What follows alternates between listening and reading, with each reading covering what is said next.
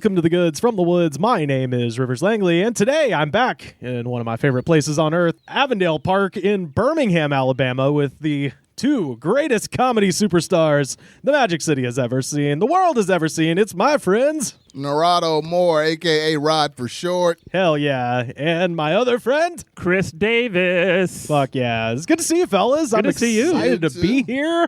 I have officially turned into a wimp. I got off the plane in the South in May.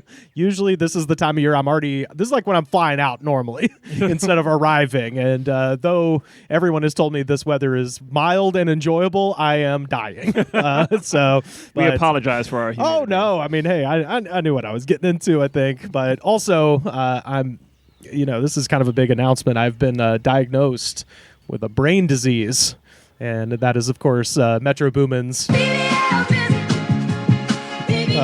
which has not left my mind. If you were to cut my brain open right now, you would just hear, that's it. It's just been looping in my head like a fucking maniac for the past couple days. It's horrible. Can I have your stuff? You can have it. There's no other way to get it out. I have to die. It will not go away. It's the catchiest goddamn thing ever. And just that somebody decide to loose the ghouls of the internet upon young Drake has just been. Oh, Drake. Oh boy, those two kids. Will they ever get together and get along? Like it's such a divided world at the moment, but just the fact that we could all come together and just watch a man from Canada be torn asunder by basically everyone online has just been delightful.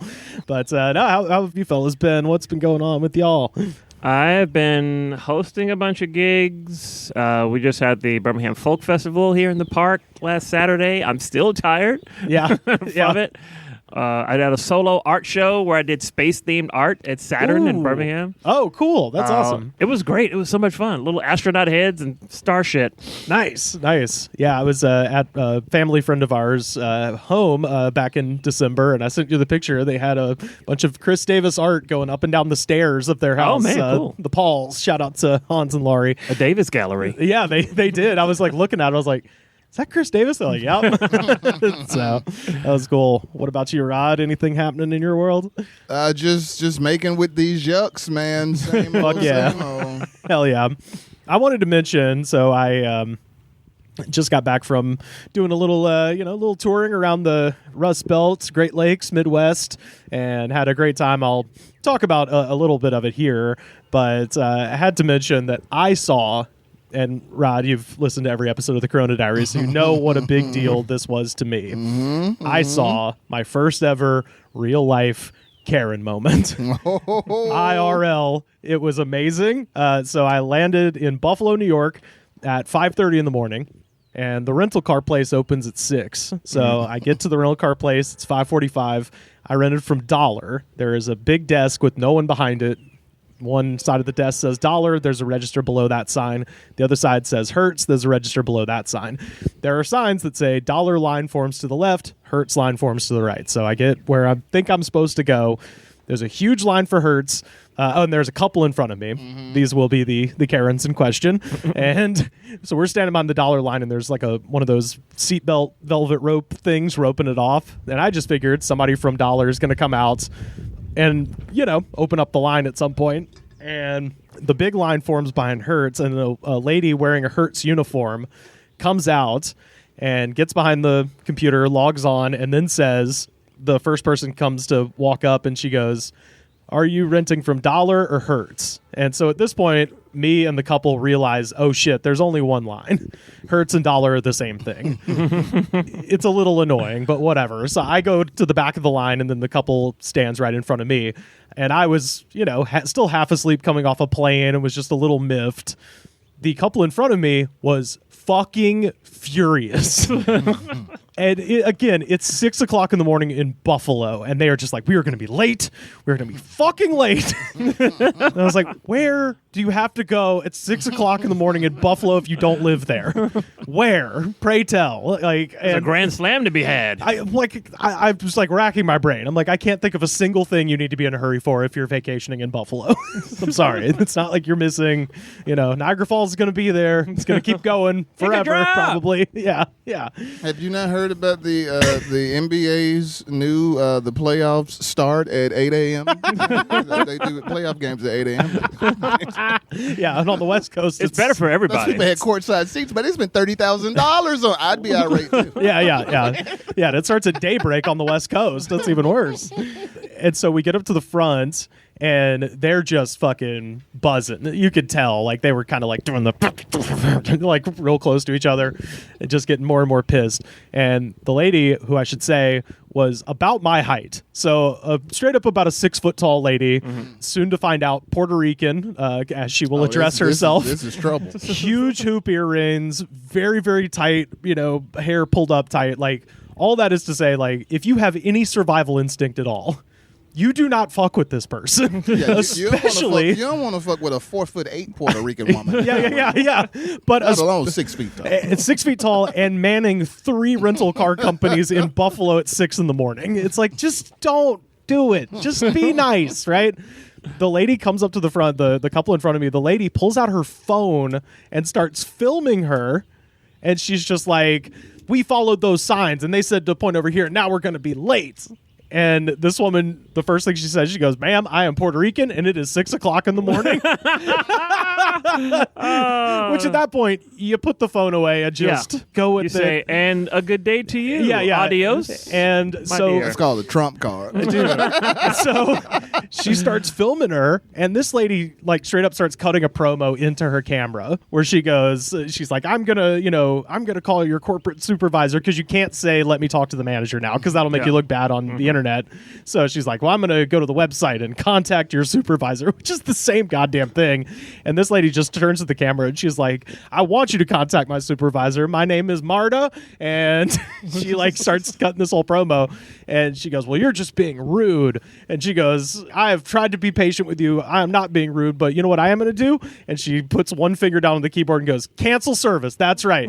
See that guy at the end of the counter? His name is Tony. See if he'll rent to you. Oh. And it's like, there's 2 people running, half a dozen rental car companies. Obviously, they know each other. So Tony's not renting to these people. They're just fucked at this point. They're going to have to walk their dumbasses out of the Buffalo airport and walk to the next enterprise to get them to rent to anywhere. And as a last-ditch effort, this lady turns to me and she goes, "Well, this guy was confused by the signs too." And I was just like, "No." I just shrunk to the size of a bottle cork. Just like, no, I'm fine. It's cool. I'm good. My time is very not valuable. I promise you. Viva la revolucion. Yeah. Viva las marihuanos. Whatever. There is absolutely nothing worse than somebody who's in the wrong and a complete stranger to you trying to rope you into their side. Oh, yeah. And then just the saddest little moment, the husband pulls out his phone to start filming too, and then she puts hers down, and he's kind of just sitting there with it, and then they just kind of like slough off. Like, that was it. I get up to the front. Shout out to Marta. She was awesome. She was like, "I'm so sorry you had to see me like this." And I was like, It's fine. Don't even worry about it." She goes, "You know what? Your car actually is full of gas. I'm going to mark that it's empty, just for understanding." I was like, "Thank you." So she hooked me up with a free tank of gas. Nice. Fuck yeah. Yeah. So shout out to Marta at the Buffalo airport. I'm sorry those people were dicks to you. Yes. But she should get a raise. Yeah. And a ring. Running 2 goddamn companies and having to deal with this shit. It's like, dude, you're in Buffalo. It's fine. Whatever, man. There's nothing that's this important.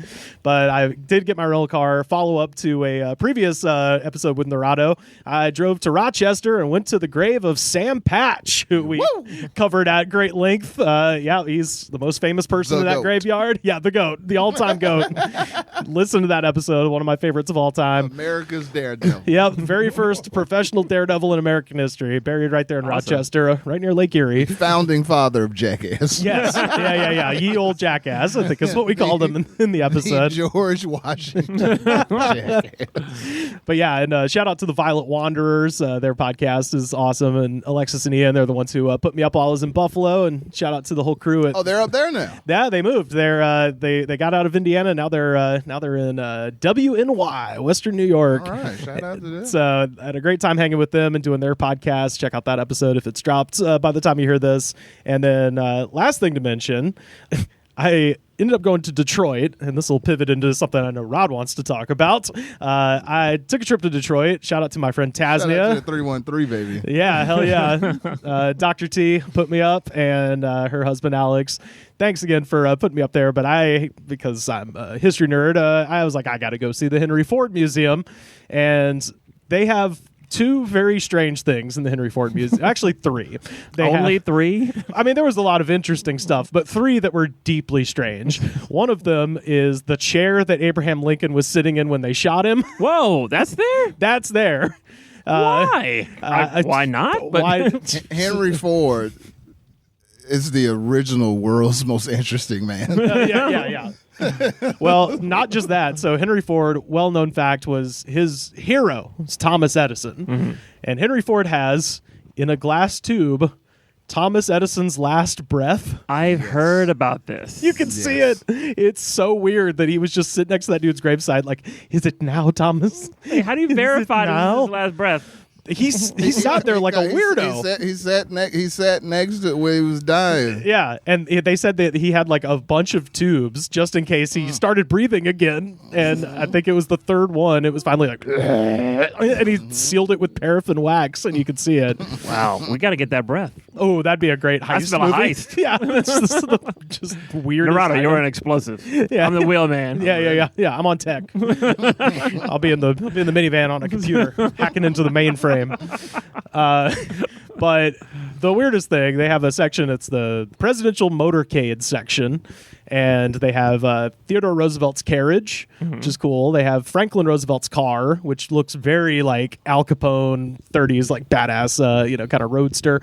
And then there you walk up and there's a big plaque that says the Kennedy car, and it's a long black Lincoln Continental, but it's got a roof on it. So you're like, well, obviously that's not the car.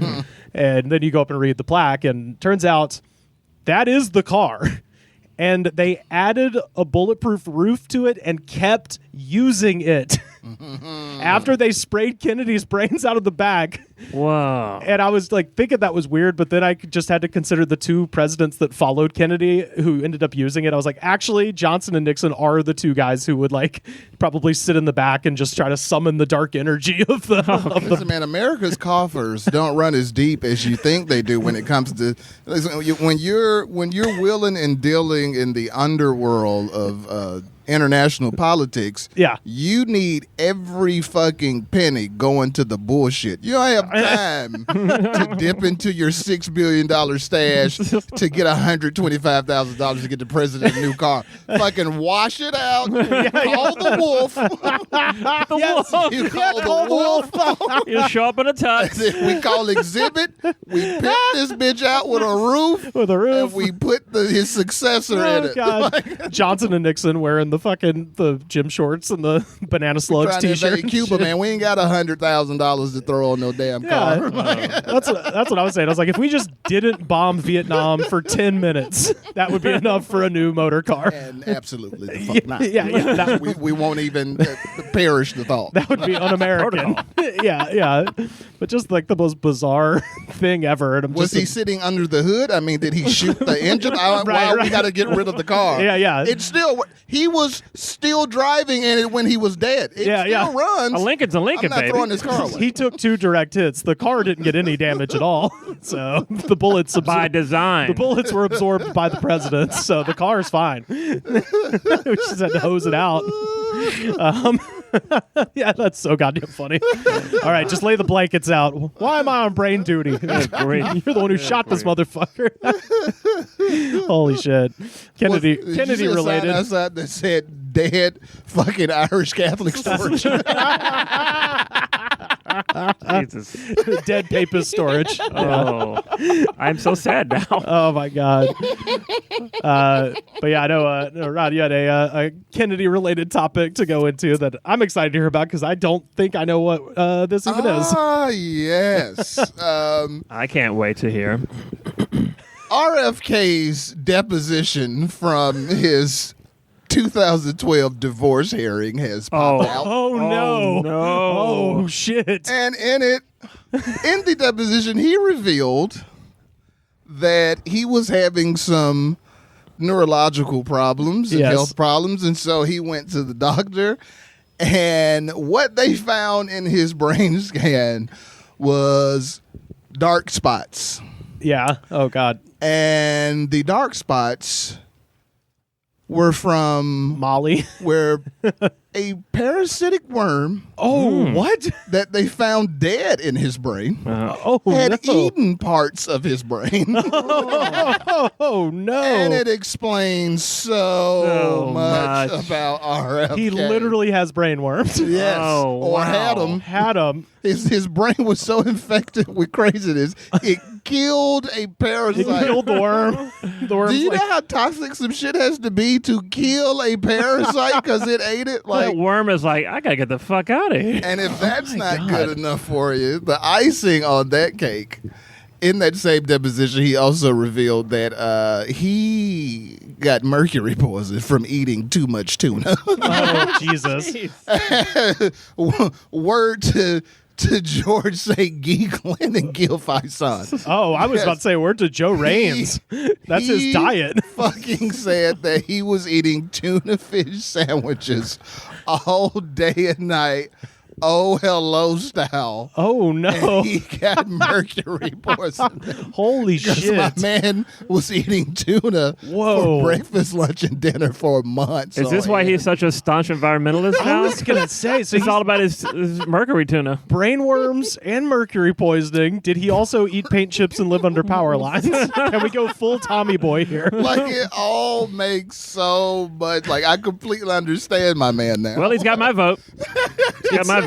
I saw him at Bonnaroo in 2004. They brought him out on stage to like give a speech in between the bands about climate change and stuff like that. And I just remember thinking, oh, wow, hey, here's a guy to look out for. But I didn't know what turn that was going to take. It's But- so weird becoming a celebrity for things like that. Yeah. Like, hey, look, it's RFK Jr. You know his dad was assassinated. Like, all right, yeah, let's give him a TV show. What the fuck? Holy shit.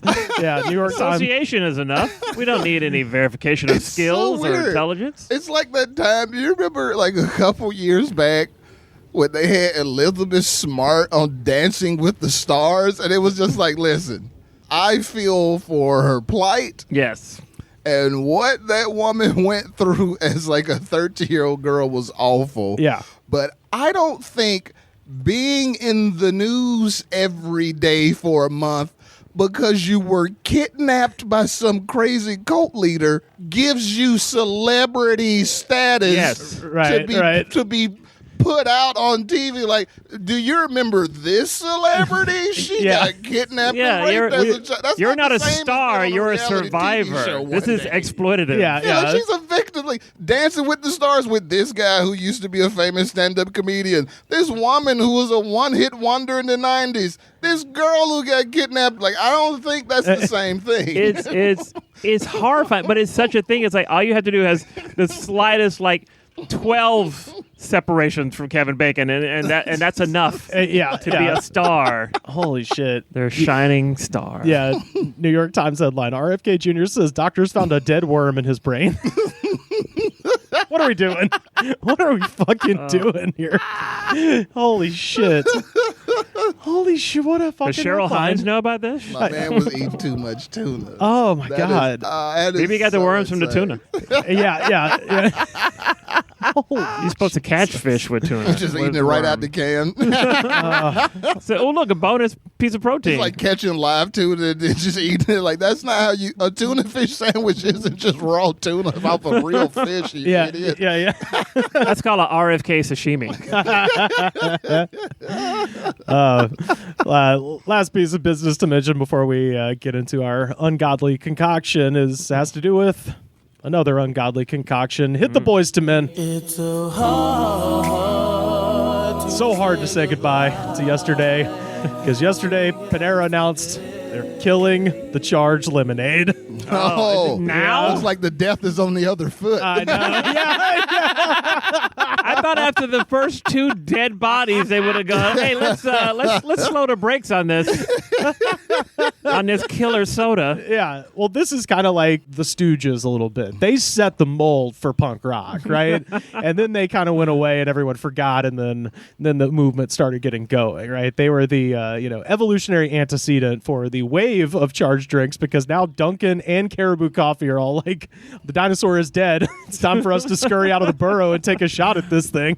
So they now both have their own charged lemonade situations going on. I don't know what this charged lemonade stuff. Oh, interesting fact. If you take one of Panera's bread bowls and then pour the charged drink in there, it's totally safe. You're just sopping it up with bread. It's totally fine. Well, you need a buffer. According to them, it wasn't because it killed 2 people. It was because they if you go in their restaurant now, they have a sign that says it's the dawn of a new Panera.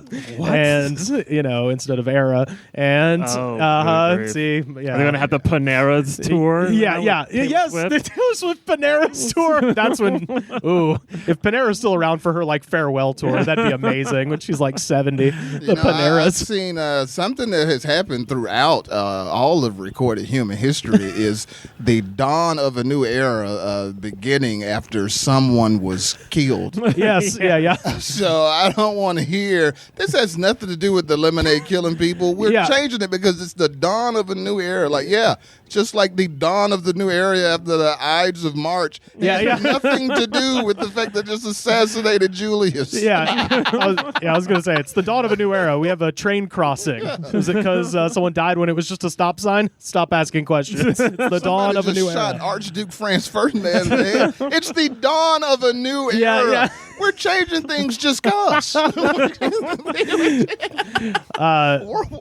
War has nothing to do with that. This is just the dawn of a new era. Yeah. It has nothing to do with the death of this man. We're just mixing things up. Well, I do think it is partially a true reaction to the fact that Panera is like high school lunchroom quality food, and it's way too expensive. Way too. Like, in fact, fuck that. I'll shout out to Miss Ogburn in the Auburn High School cafeteria. Your fried chicken products are 1,000 times better than Panera's. God bless the cafeteria crew Chicken at Finger any Friday. elementary, high school, or college. They hook shit up all the time. Look, if you give me I've yet to have a peanut butter cookie that was better than the ladies at Callaway Elementary. I still have it. Yeah. That's real. If you give me the choice of a caprese chicken sandwich from Panera Bread or a fucking basket of Chicken Finger Friday fingers from Auburn High School, I'm going with the latter every time. Every time, man, with a good bottle of that Fruitopia out the machine. Ooh, yeah. We had Shasta, which was only seemingly in high schools, and then just big break, and then only in 99-cent stores in LA. But that's like one of those like truly like examples of like, if you want to know how rural my area was, we had a Shasta. Like, I didn't even know Shasta came in anything other than a 12-ounce can in Piggly Wigglies and shit. Like, I didn't know you could get they had a Shasta machine. That's like going into a McDonald's and them having Shasta in the dispenser. That's highfalutin. But yeah, all their ads in Panera are just like, oh, we now have food that's affordable and stuff like that. And you're like, yeah, you should have done that a while ago. Like, your shit. The terrible macaroni and cheese there is like $8 for a little cup of it. And you're like, get out of here. I never Once had again, it. It just goes back to the bullshit of, things are affordable now because you're buying cheaper products to serve. Yep. Yeah. Because you owe people money in wrongful death lawsuits. Like, of course, your food's affordable now because you're serving even bigger trash. Well, you heard the thing about the Panera being deemed a bakery, right? Yes. Do you know about this, Chris? So in California, Panera, which is demonstrably a restaurant, Yes. is classified as a bakery, which makes them exempt from certain labor laws because the owner of Panera was like Gavin Newsom's best friend when they were growing up. So it's just like the most naked corruption imaginable. Wait a minute. What labor laws do you have in a restaurant that you don't have in a bakery? I think it's something of like, if you have to-go bread, you're a bakery. And so it's like if you bake your own bread, You're a bakery, not a restaurant. Right. Governor Gavin Newsom not too long ago announced the California minimum wage would be going up to $20 an hour for fast food workers. But now we're learning that some companies, as you mentioned, will be exempt from this, which brings us to Panera Bread. Because of the franchise, they bake bread at their restaurants. They are not considered fast food according to this new minimum wage law. The law states that restaurants which bake their own bread and also sell it as a standalone item do not fall into the category of fast food. There is now an investigation into this loophole, especially in light of some financial contributions made by Panera Bread franchise owner Greg Flynn, who reportedly donated more than $150,000 to Newsom's campaign. Flynn and Newsom supposedly went to high school together and may share some business dealings. Pasadena Assembly member Chris Holden, who authored the bill, denies any conflict of interest. If you bake 6 different kinds of baked goods to sell yourself, you've entered bakery territory. Yeah. Which is why Subway keeps it under 4 loaves. So it's like, if you're late for work, I get to punish you by putting you in the freezer for 30 minutes? Yeah. Because we're a bakery. That's how we do things. Yeah, and Gavin Newsom, he dated my sister. Gavin said it's okay. Subway just has those cookies and the fucking French bread. They need like 4 more types of baked goods. Like if they throw some cupcakes and that motherfucker, they on their way to bakery status. And then you can stop needing a certain score. You can stop not needing to put rags next to the generator and shit. Well, this is a bakery, not a restaurant. Well, Subway has those long ass cookies and churros and pretzels. So is that it, Narado? Did they break it? Did they break you need more bread. Yeah. Pretzels. Yeah, a churro is considered a confection. So close to, and in Scotland, their bread is deemed not bread. Yeah, that's right. Yeah, I love that. It's got too much sugar in it. It's called bread. It legally is not bread. Yeah. Oh, it's technically a yoga mat. just like that conversation we were having off air about growing up shows you how dangerous things were when you were young. And looking at foreign countries does the same thing. That we're just woofing down Subway. And we're like, they've got the best bread, and then in Europe they're like, scientifically that's not bread. And it's like, well, fuck. That's one of my favorite things about doing Hollywood tours with people from other countries is, especially Australians, they'll do this thing where I guess they land at LAX late at night. They don't know anything about the area, but they see a McDonald's, which is something they have. And then the next day we're doing a tour and they're like, your McDonald's is just the worst. And I'm like, yeah, we don't have health standards in this country. So most of it is just like, bean slurry, like I'm sure in fact, I can verify the Burger King in France was way better, even during a mad cow scare, which was happening at the time. We went to Guatemala a few years ago and we were in the airport and it's like, okay, I got to go to the McDonald's in another country. This is my first opportunity. And maybe I'm wrong. Maybe it's just in my head. But I think the special sauce, tiny bit more special. I bet. Also, they had apple pie and guava pie. Ooh, guava pie. Guava pie. That sounds decadent. I like that. It's like, I don't deserve this. Man, if either of y'all come to LA, we got to go to Porto's Bakery in Burbank. They have a guava cream cheese Danish that is about the best thing I've ever eaten. Just came in my pants. How are the labor laws? Well, there's like hundreds of people working there, so probably pretty good, but you would never notice if someone it's kind of like Chick-fil-A. Like you wouldn't notice if someone just walked off the job, and I can verify that because I did walk off the job and nobody called me for a week. It took them a week to notice I was missing from Chick-fil-A, and when I was 17. One of our happy partners is gone. Yeah. Where's Rivers? Oh my God. I missed the brainwashing session where they come in. So my first day at Chick-fil-A, I was there again very early in the morning. We're making the biscuits, and my manager walks in and goes, "Is everybody happy?" And everybody in unison goes, "Yeah, man, HAPPY. Woo!" And I'm just looking around like, what the fuck did I miss? Don't drink the Kool-Aid. That's worse than you go to Johnny Rockets and they start belting out My Kind of Town by Sinatra. Yeah. But yeah, anyway, R.I.P. to the Panera Lemonade and R.I.P. to the two people who drank it and died. Well, them too. But also I don't know. I'm probably not going back. Like, what am I going to do? Now you have no reason to go to. Now you got to stop going to Panera. The only reason to go is that they have free refills on coffee, so you can kind of game the system there over Starbucks, because Starbucks has free Wi-Fi, as does Panera, but Paneras are a lot bigger. You can just sort of sit there for hours on end using their Wi-Fi, and they have refills on coffee. So So there's not like a 0% chance I'm going back. It's just not going to feel as good. I'll have to bring some drinks with me. And it's your favorite neighborhood bakery, so you'll be back. Y aquí sí saben el bochinche, como dice Anthony Santos. El drink, BBL, el drink, BBL y otra vez. El drink, BBL, el drink, BBL y otra vez. Oh, dijo, oh, dijo, oh, dijo. Now, Rivers, before we get into today's ungodly concoction, yes, sir, I'd like to talk to you about another ungodly concoction. Please. A truly ungodly concoction that you should have the boys try. Okay. I need you, Carter, and Sam on the next episode you're all on together. All right. To enjoy this. I'm going to send it to you so you can put it up, but Diabolical Spuds on Twitter today posted, finally finished the day strong with the Gonster. And it is a Guinness and a Monster energy drink Oh, no. poured into a glass. And it looks beautiful. It's like a black and tan, but It nice does and look layered. pretty. it's a black and tan, but it's a black and I neon think green. You guys should drink this.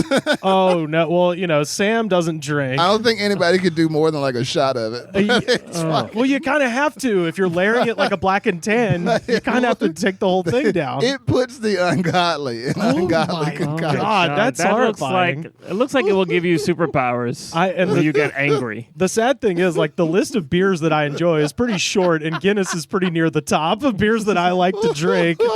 Monster, I don't care for the taste of, but here's just me like, slow tap dancing my way into justifying what I'm going to do to myself, thanks to what Rod has just unveiled. But When like, you want the energy to have a bar fight in Ireland, You got to you get mix the Monster Gonster. energy drink and Guinness. okay, this is going to sound crazy.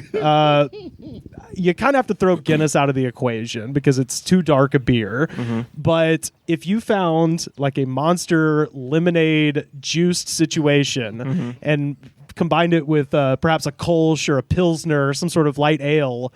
Oh, a Stone Cold American Lager. There we go. Stone Cold. This is what I'm doing for 4th of July, y'all.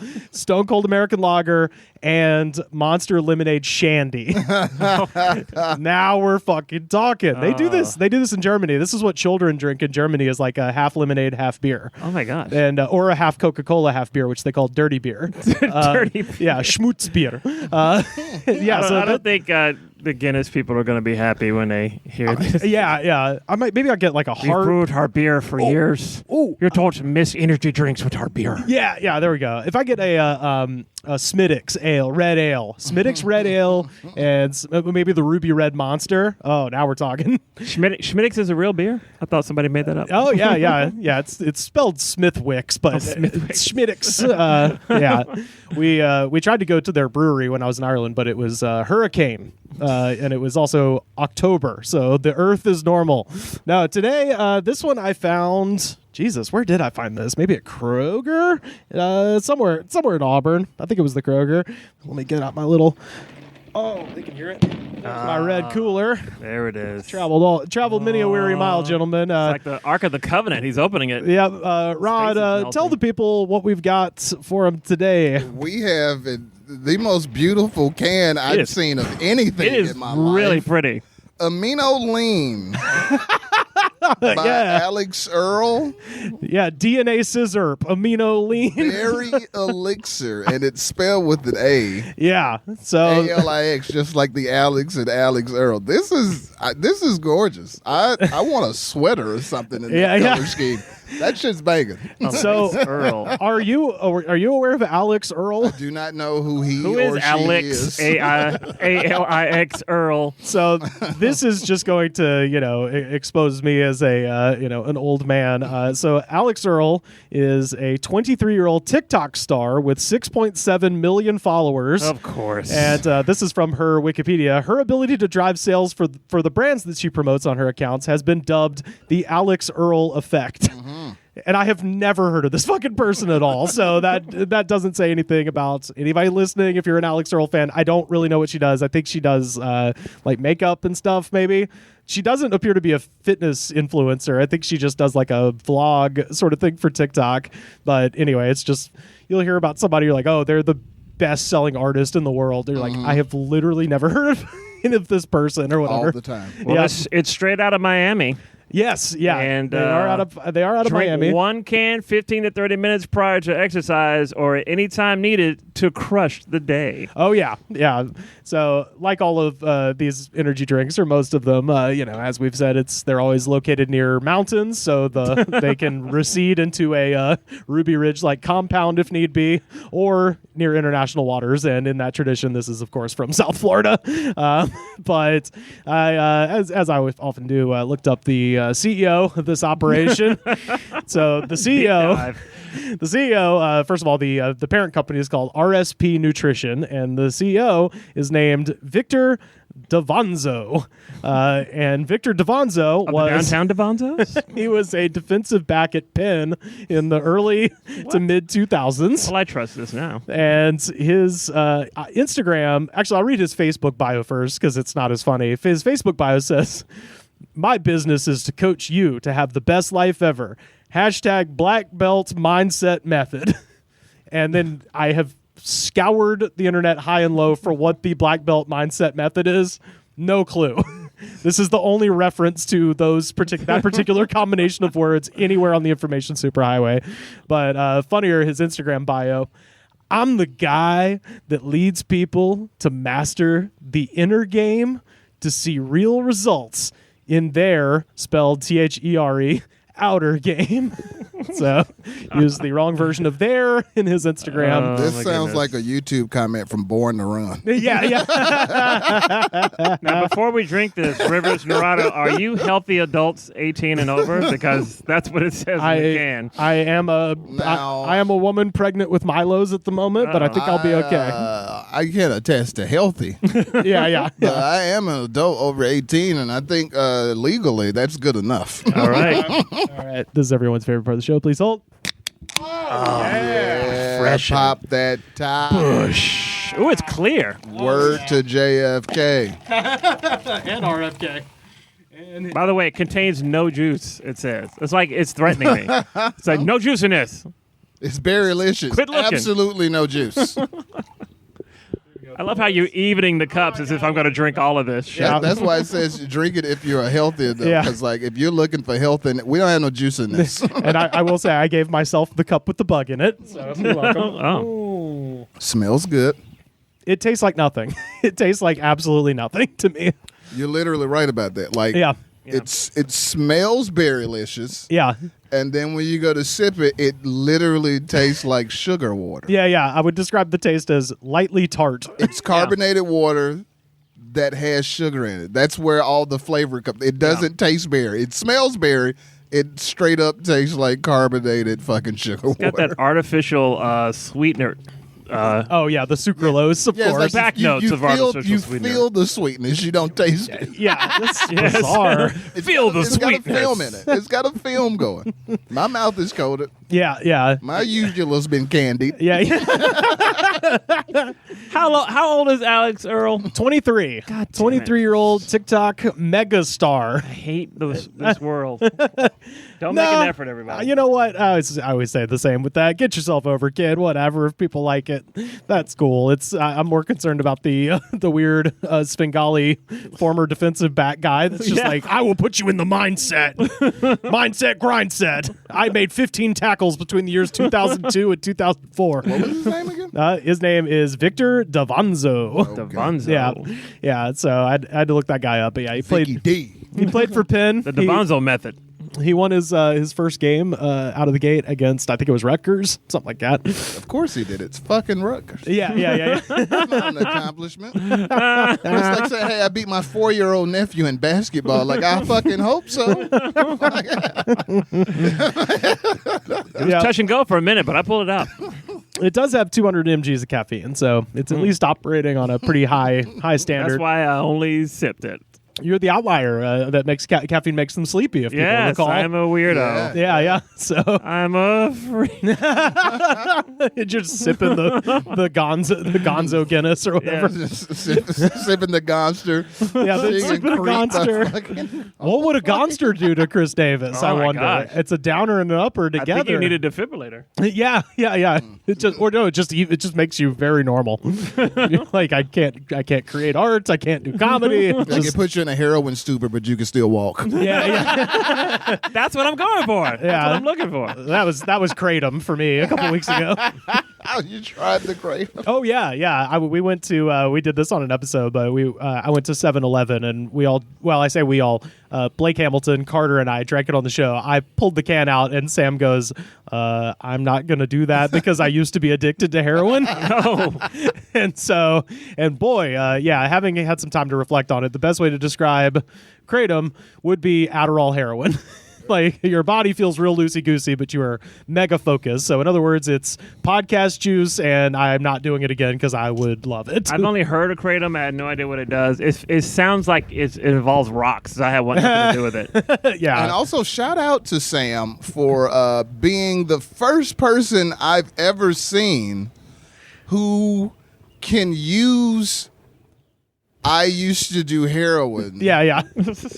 In non-asshole ways. Right. Yeah. Like he doesn't, he's not bragging about it. Like every time he brings that up, it's always so logical. Right. Yeah. So poignant and so prescient. Yes. To whatever he is responding to with that. Yeah. It's fucking amazing. It's so, I've never seen anybody do that. Usually somebody says that, all it does is to make you look at them and go, yeah, because you're a fucking dirtbag. Like, of course. Yeah. Sam's always dropping some sort of nugget. Yeah. When he's telling you he's not going to do something because he's heroin, or he has done something close to what you're talking about because he used to do heroin. It's fucking fascinating. Yeah. That one was this. We were all just Jim. Oh hell yeah, yeah. That one was just like, yep, I get it. All right, cool. But then that just, of course, made Carter very nervous going into the experience. Carter's such a clean-cut little boy. Man, so many people don't realize that. Like Carter's is like very serious about how that being non-religious but being raised Catholic all his youth so heavily. Oh yeah, like the guilt is still in him. And Carter's such a dangerous man, but he's also such a nervous, clean-cut little boy. It's so hilarious. But yeah, we must find a way to exploit this. It's super. Yeah. It's super. Like Carter's done cocaine. Yeah. He also hates that he's done cocaine, but he did it more than once. He absolutely feels which awful is worse, the after effects or the guilt? Toss up. But yeah, no, I'm going to give this one, I don't know, it's hard to give it like a low grade because I like the taste of light tartness sugar bullshit, but it's not bad, it's just not remarkable. It's so flavorless to me that I feel like you do. My ranking of this is back to the drawing board. Like, it doesn't taste like a finished product. No. This tastes like a sample. Yeah. Like this tastes like they set 30 cups out. It was like, these are the 30 different formulas we've tried. This does not taste like it's finished at all. It tastes like, okay, I see what you're going for. Take this down, put this up. Well, that might actually explain it because Alex Earle, like I said, as best I can tell, not like a fitness influencer at all. And it said that she like worked closely with the company to handcraft and this. We know this is not true at all. So she is probably not an energy drink consumer, and they just sent her 30 test samples, and she was like, and then drank one and was like, "This will do." It feels like there should be a display at the store next to it with flavor packets add to it. Yeah. It needs something. It seems like something I would add my own juice to if I was drinking this at home. Right. Listen, man, none of us are famous, but you don't have to be famous to see into the bowels and behind the scenes of the greater entertainment and business and corporate world. Like, we all know that this girl working closely with them is just copy. Yeah, it's just she signed a paper. Do shit. Yes. They said, hey, we'll give you $2 million and 10,000 shares in this company if you'll put your name on this shit and promote it to your 60 million followers. And she said, okay. Yeah, she has never been to the facility. She doesn't have anything to do with the creation of this fucking drink. Yeah, she executive produced this the way Steven Spielberg executive produces things post like 2010. Exactly. Yeah, I'll put my name on it, whatever. Yeah. But guys, it's like vegan. when an athlete has like products. It's just like,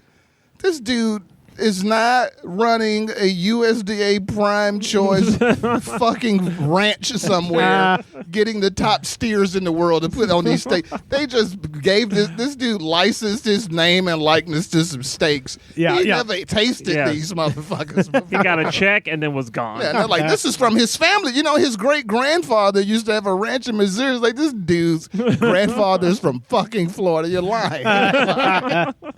Well, yeah, giving that right down the middle, 2.5. I mean, what else is there to say? It's just like, what does fine. an influencer who doesn't have doctor of chemistry in front of their name, how the fuck do they work closely hand in hand with this beverage company to create? Like, she didn't do shit. Like I said, I could see if they're... She worked hand in hand with our research and didn't know she didn't. Yeah, like I said, I could see if she was, like, if her whole thing was, like, doing fitness stuff, they're a supplement company, that would make a certain kind of sense. But like I said, I think she just... the most she did is design the can. Yeah, she does, like, vlogs and stuff like that, as far as I know. She made the can pretty and put her name on it. Yeah.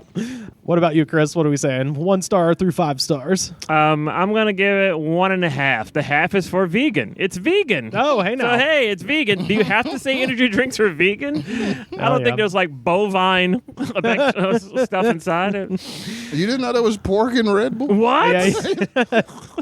I just had Seder. Oh, no. Yeah, it's like, you know how, like, they have, like, that little ball bearing inside a can of paint? Oh, yeah. Yeah, they put, like, a chicken nugget. Oh, now I They put know. the real meat chicken nugget at the bottom of every Red Bull. Yeah. Also, it's called amino lean, which really implies a party beverage that I'm just not feeling. Exactly. You know?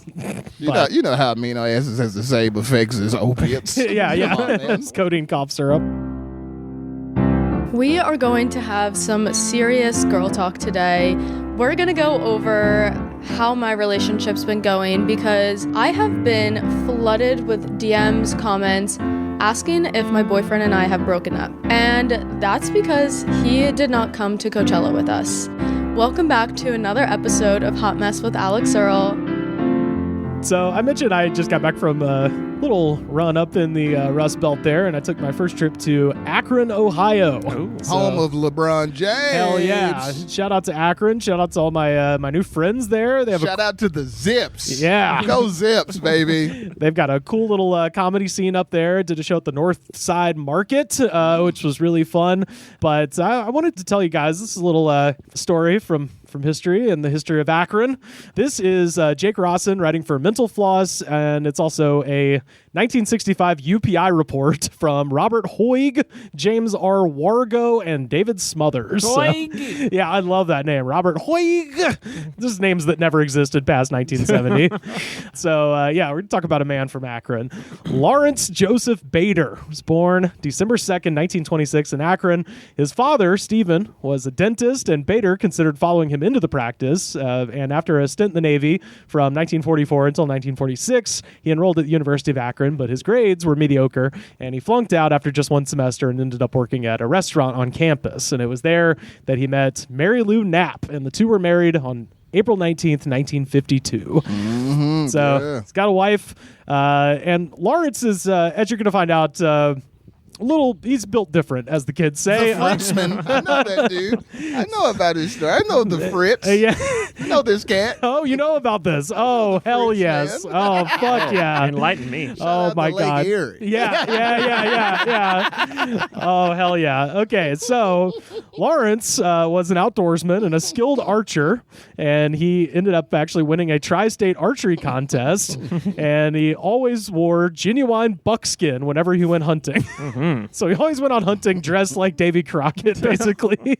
Like, you know, a normal guy in the 40s. I'm wearing buckskin right now. It's so hot. My brain is overheating. The worm in my brain just died. A friend recalled him as a, quote, red-blooded, beer-drinking, all-around nice guy who could talk your ear off and loved to sit and listen. He was also a family man. And in 1957, Lawrence was 30 years old. He and Mary Lou had 3 children.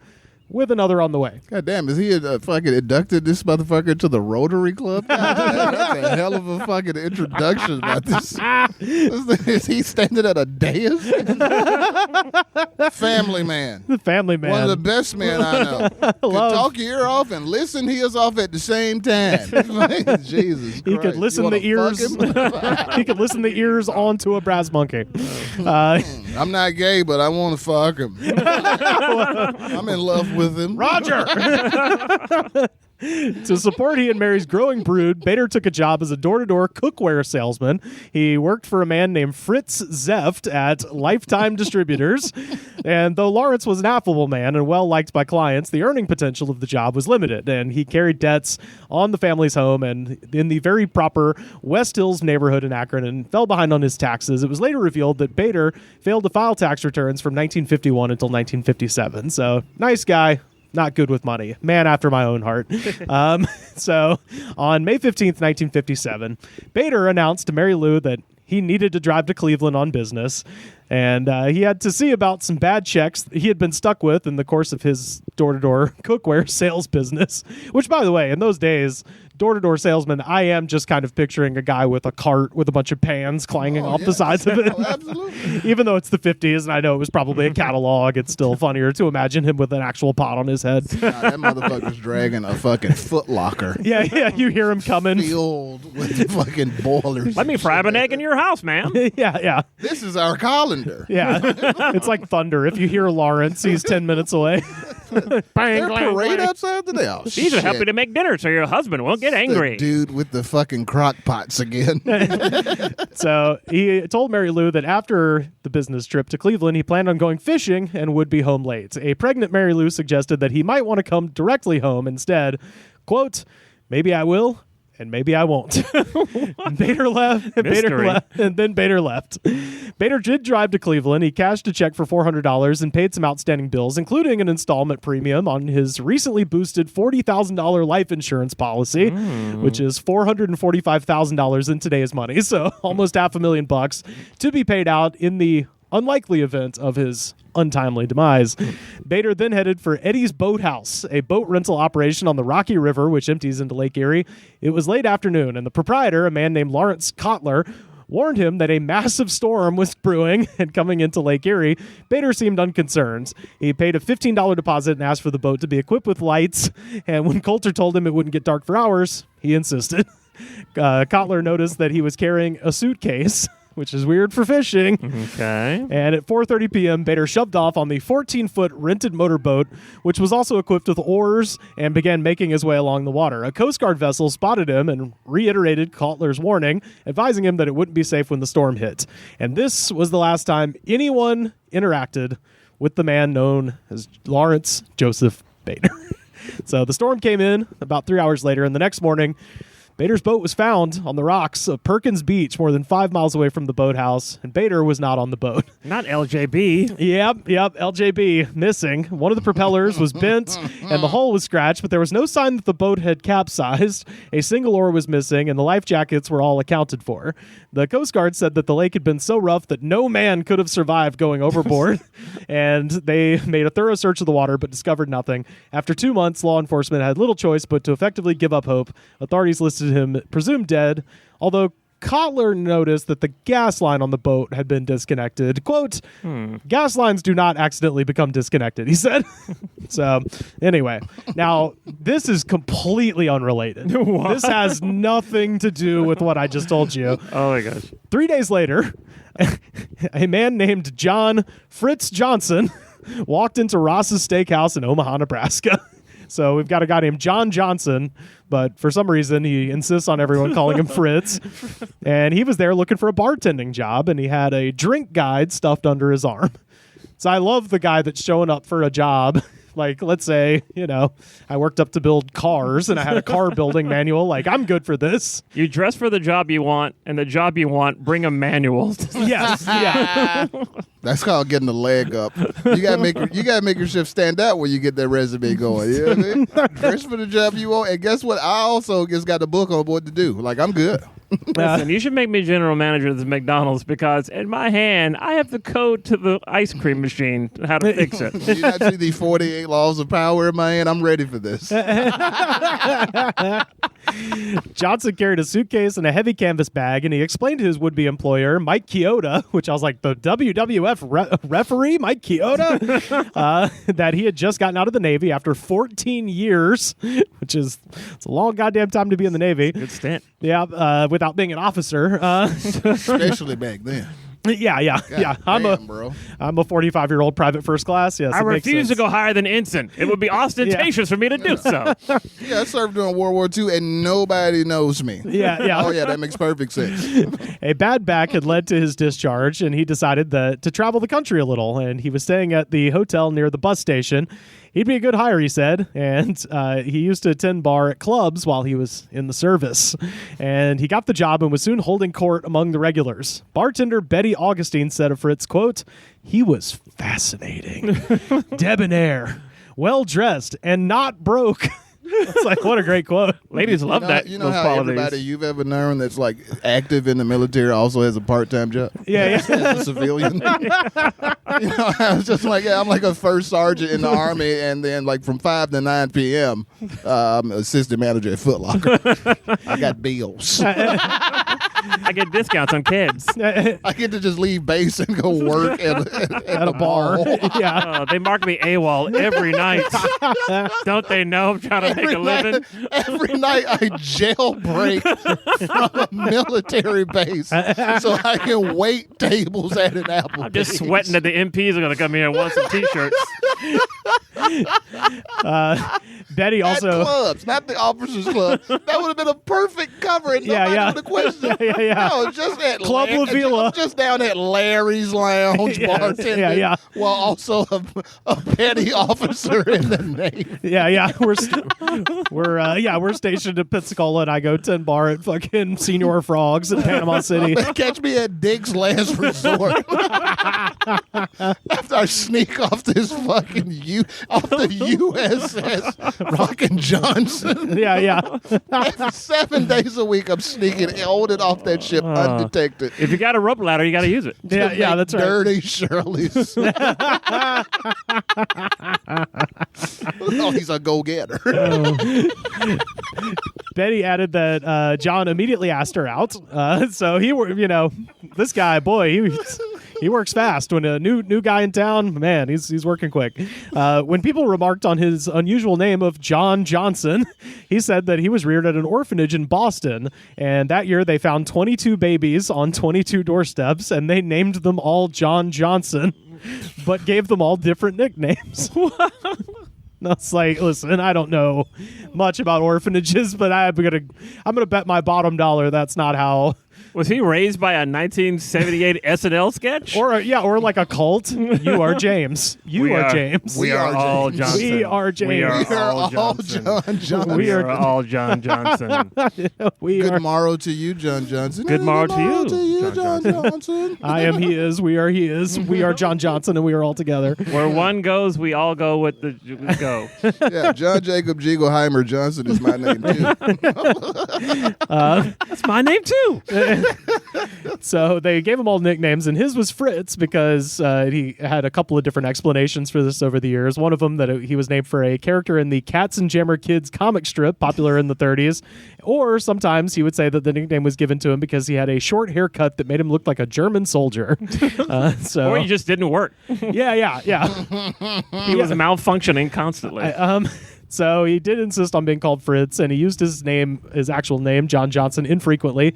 Checks were signed Fritz, simply. This is so fucking weird. He also had a curious habit of dating his checks by season, not month, day, and year. So if a bill came due in July, he would simply write summer on it. Which I didn't know you could do that. Oh. No one in Omaha found this unusual at all. They found Fritz to be a joy to be around, and Fritz found joy in virtually everything. He was a determined bachelor who listened only to classical music and went out on frequent dates. And this is from the UPI archives dated February 10th, 1965. Quote, Fritz bought an old hearse for his bachelor courting and equipped it with a coffee bar, a pillow bed, and an incense burner. The city licensed Fritz's bachelor hearse as a, quote, hunting vehicle. Was he a vampire? No, I think What's going on with that hearse? It's my hunting vehicle. That's pretty goddamn ominous. Plenty of room for venison, everybody. Yeah. I don't know why I was so suspicious. I just think if this had happened 10 years later, he'd be a guy with like a Chevy van with like a wizard and, lightning bolts on the side. You just missed that trend by 10 years. This dude is like a pre-politics George Santos. I still can't get over him being in the military actively, but on Tuesdays and Thursdays, he sells cars at Long Louis Ford.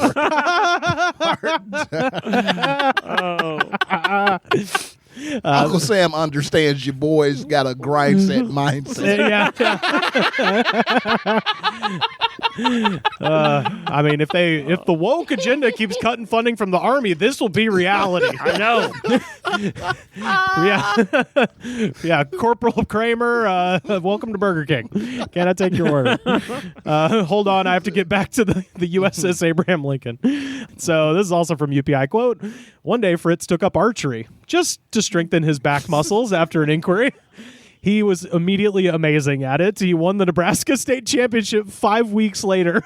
What? Wow. So he's like, how they used to say Kim Jong-il made like 9 holes in one the first time he ever played golf. He's that, but with archery. Never even heard of a bow and arrow. 5 weeks ago. And then just suddenly William fucking Taylor. I was gonna say. Well, as you'll see, he has a Robin Hood-like weakness in regards to archery contests. Uh-oh. So he also kept tropical fish, especially Siamese fighting fish, the kind that devour each other. Of course. I was like, okay, so he's just showing. Good old beta fish. Yeah. Remember when that popped in like 05? Oh, yeah. We had one for a minute. 05 to fucking, it was literally like 2 years. But 05 to 07, the beta fish was popping. Yep. They were a big deal, weren't they? So Fritz did have ambitions beyond bartending, though. After his shift late at night, he would visit the local radio station, KBON, to use the recording equipment to practice his broadcasting skills. What? In 1959, he was hired by the station and became something of a local celebrity. Fritz was game for stunts. For instance, he once sat on top of a box on top of a 50-foot-tall flagpole for 15 days to raise money and awareness for polio. So this is the height of the flagpole sitting The original era. David Blaine. Yeah. This was a thing because even in the 1950s, with the advent of radio, television, shit was still really boring. He's the most interesting man in the world. Oh, yeah. What's he doing? He's sitting on a pole. Oh, buddy, I need to be front row. They got a VIP section? He might I get need a table. rained on. He's raising money for scurvy awareness. You understand? He's 15 feet off the ground. He might as well be on the fucking moon. No, it was 15 days and 50 feet. So he was 50 feet for 15 days. That's 50 feet. He must be on the moon. Yeah. Crazy. I can't even picture 50 feet in the air. That's so far. In 1961, Fritz married a 20-year-old former fashion model and divorcee named Nancy Zimmer. Nancy had a daughter from a previous marriage, and soon they'd welcome their own son, and he would begin a prosperous career on KETV, a local television news affiliate, as the sports director. So now he's at the sports desk. This he's everywhere. This just goes to my favorite thing ever, or my two favorite things ever, really, which is A, there used to not be anything to do. And 2, like everybody, when they talk about time machines, everybody's like, oh, would you go back and kill Hitler? It's like, no, I would go commit very easy crimes because people are fucking stupid. You could just say anything and they'd be like, yes, of course. Oh, you're a bartender that works on a battleship in Omaha. Yeah, that makes sense. Get back there. The pre-1960s was just this magical era in fucking American society, a time when you could just move to a house or an apartment 6 blocks from where you had a wife and 5 children. Yeah. And nobody knew. You Nobody might would as well ask. had fled the fucking country. Yeah. Nobody would You question could just it. show up and like, I don't have any ID. I need a job and a lease. Yeah. My name is Williams. William the Fifth, and they're just like, right this way, sir. Mr. Dubs. Oh yeah. Oh my. And Mark Twain makes like a reference to this in Huckleberry Finn is people showing up with fake ass European accents and pretending to be abdicated royalty. Fucking amazing. Like in Huck Finn, there are these the Duke and the Dauphine who claim to be like exiles of the French Revolution and shit. And they go around and just scam people, and that was a real thing that happened. You could just all the really time. hit the reset button and keep like the same friends. Yeah. Oh yeah. Like people didn't go anywhere.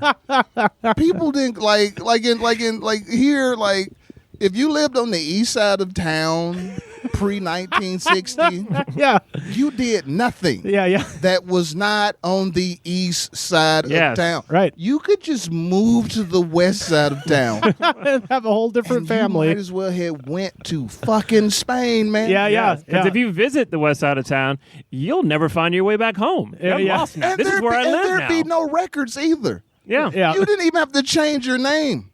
You could be Chris Davis, married to this woman, file paperwork, all of that shit, and then you could show up the next day with a whole nother woman and say, we need a marriage license, and they say, here you go, what's your name? You go, Chris Davis, and the same lady who waited on you yesterday would go, congratulations. Yeah. No checks and balances. Nobody would say anything. Nothing. No checking. So Fritz Johnson becomes one of the best known and best liked and most flamboyant personalities of Omaha. And I just liked this little detail. Fritz hated the news. Even though he broadcast it, he hated it. And so he began hosting a segment called Good News of the Day, in which Fritz spoke only about the brighter things in life. So now he's John Krasinski during COVID. Yeah. He's George Santos. Yeah. He's John Krasinski. He's Robin Hood. He's everybody. So between his social life, marriage, and career, Fritz was very much alive. But back in Akron, Lawrence Joseph Bader had finally been declared legally dead. The insurance company is paid off, and the government provided the widow Bader with Social Security payments. Those were slightly reduced because her husband had fudged the numbers on his income tax. But again, and this is if you recall the story of Robin Hood, the way that Prince John is able to capture Robin Hood is to entice him with an archery contest. And so on February 2nd, 1965, John... Operation Broken Arrow.